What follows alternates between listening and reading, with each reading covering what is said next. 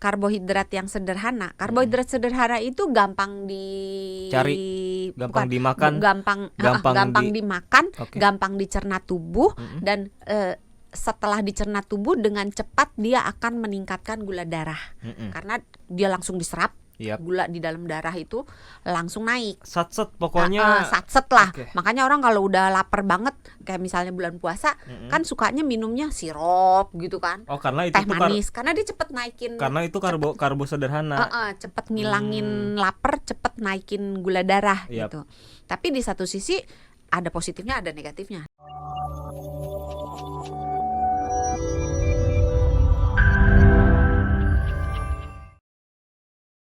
Keranjang saya itu kan 99 plus ya. Oh, banyak amat. Ih, Waktunya serius. dikosongin, maksudnya dibuang-buangin. Tapi dari sebanyak itu tuh mostly-nya makanan, Dok. Makanan kayak cemilan gitu loh.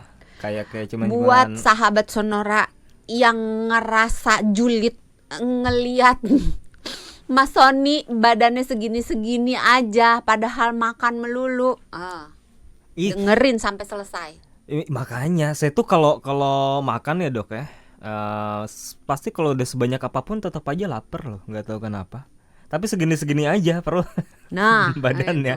itu harus dicurigai atau nggak dicurigai? Tapi itu ada istilahnya nggak sih, Dok? Kalau kita udah makan banyak tapi tetap ngerasa lapar, ada istilahnya nggak? Rakus. Mas Jose lagi nguap langsung batal nguap. Aduh. Enggak. Iya lagi bener. Bener lagi Iya kata Mas lagi. Jose, enggak gue loh yang ngomong loh, Mas Jose loh yang ngomong. Ya yang nggak salah sih ya. Enggak. Salah sih. Ada istilah ilmu ininya, kesehatannya nggak kalau kita udah banyak makan tapi tetap lapar?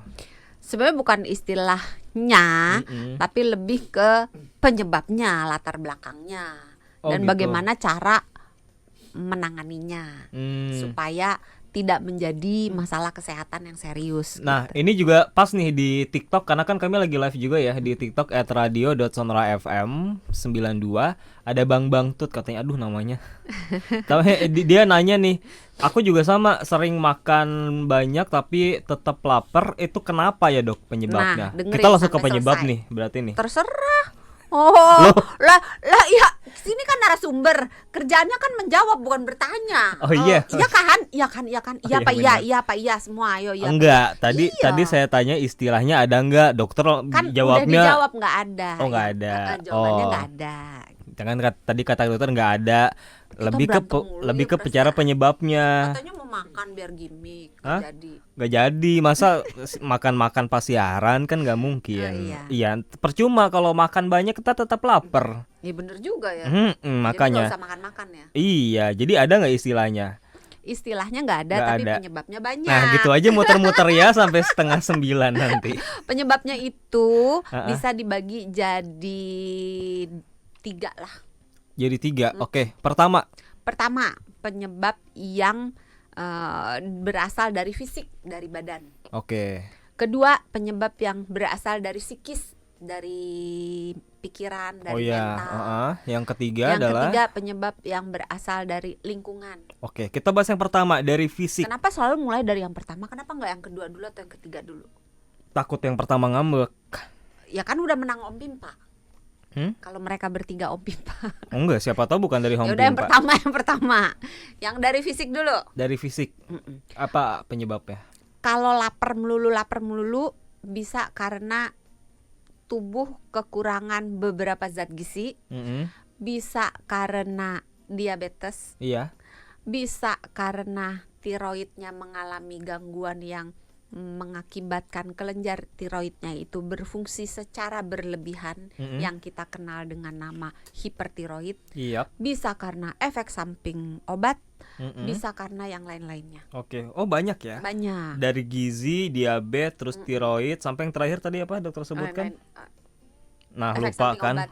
Efek samping obat. Dari mulai gizi Bisa dulu yang deh. lain-lain lagi. Oke, dari mulai gizi ini nampaknya yang paling sering kah dialami ketika orang-orang merasa masih lapar, Bisa. padahal makannya banyak karena kekurangan gizi. Kenapa, Dok? Kemungkinan bisa ini menjadi penyebab yang paling dominan, Dan dominan. terutama di masyarakat Indonesia, karena kan di mana oke. pola makannya itu lebih banyak karbohidratnya Hmm. daripada protein dan lemak. Karena kan yang tadi udah disebutkan dokter Santi, diabetes, tiroid, efek obat kan nggak semua orang merasakan itu ya, gitu ya. Diabetes banyak Ya loh. walaupun diabetes banyak, tapi kan tapi kan jangan mendoakan saya diabetes nih. Saya kan sering makan banyak tapi tetap lapar. Anggaplah kekurangan gizi.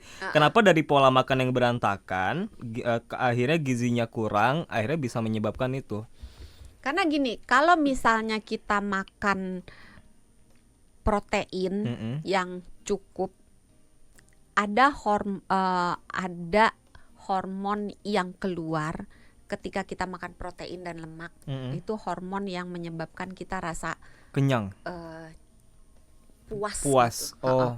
Puas. Bukan kenyang. Kalau Beda. kenyang beda. Oh, kalau Hormon kenyang itu biasanya keluar kaitannya dengan kalau kita udah ngunyah selama dari mulai suapan pertama nih sampai hormon kenyang keluar itu biasanya 20 menit. Oh, kalau puas itu baru sebatas enak rasanya, terus masuk kerongkongan, masuk tenggorokan. Bukan. Oh, bukan. Jadi kalau kita ngunyah pertama kali sampai 20 menit kemudian, jadi kalau kita makannya cepet, hormon kenyangnya susah keluar karena belum waktunya gitu keluar. Oh iya. Jadi setelah kita 20 menit kita makan, biasanya hormon kenyang itu dikeluarkan. Jadi diperintahkan otak untuk dikeluarkan supaya orangnya berhenti makan, Nah, kalau supaya yang nggak berlebihan. Oke, kalau yang hormon puas ini Keluarnya ketika kalau kita makan protein dan lemak.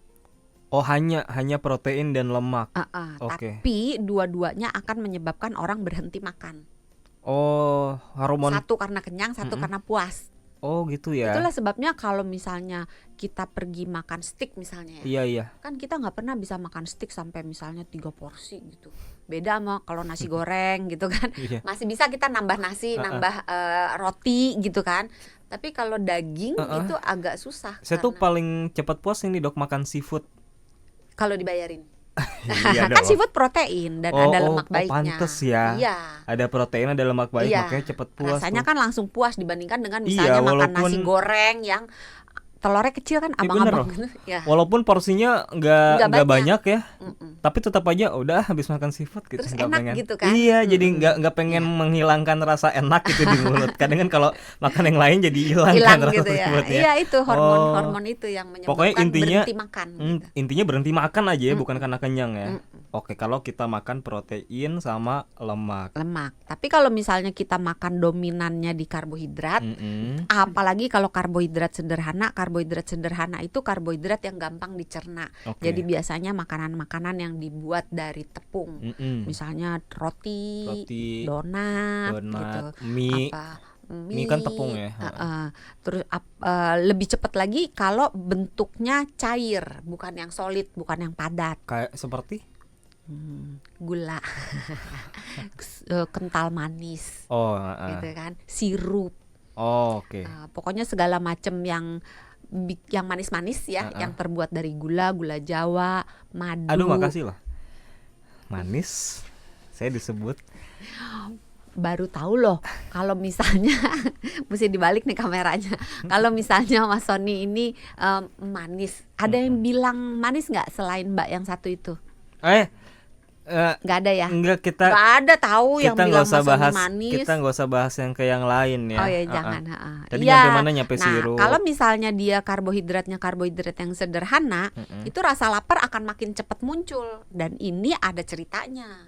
Cukup nggak waktunya nih? Cukup banget. Jadi misalnya kalau kita makan karbohidrat yang sederhana, karbohidrat sederhana itu gampang Cari, gampang dimakan, gampang dimakan, gampang dicerna tubuh, dan setelah dicerna tubuh dengan cepat dia akan meningkatkan gula darah karena dia langsung diserap.